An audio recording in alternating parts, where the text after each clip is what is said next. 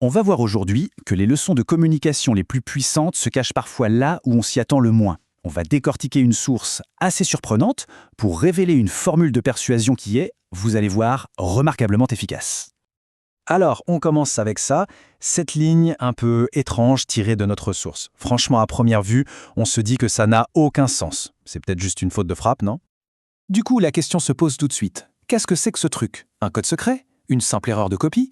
Ou alors, est-ce qu'il y a une véritable instruction qui se cache derrière ce charabia apparent? Eh bien non. En fait, ce n'est pas du tout une erreur, c'est bien plus que ça. C'est un indice, et c'est même le cœur émotionnel d'une promesse bien particulière.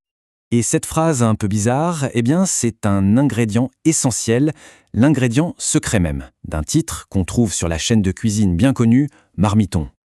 Et là voilà cette fameuse promesse. Le titre de la vidéo, c'est « Tacos maison, la pâte à tacos en 6 étapes faciles ». C'est important de bien faire attention à chaque mot ici. Bon, voilà.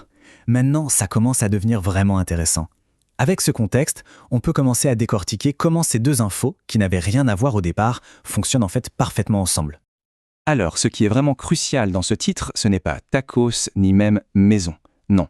Le mot le plus important, c'est un chiffre. Le chiffre 6, oui.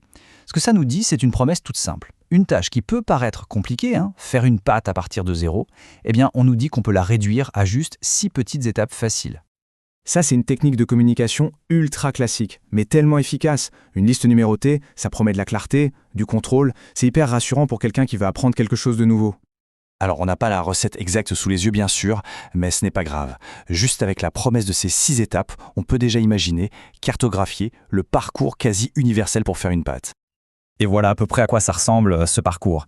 Même sans les détails, on voit bien le cheminement logique. On part de la base, les ingrédients secs, on ajoute les liquides pour l'union, puis vient le développement, le pétrissage, le repos, super important, le façonnage, et bien sûr, la touche finale, la cuisson. C'est toute une histoire en fait, une histoire en 6 actes.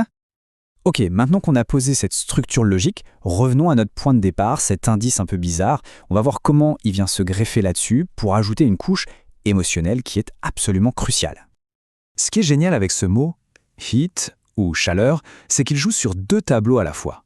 D'un côté, il y a la chaleur très concrète, littérale, la cuisinière, la poêle chaude, la cuisson quoi.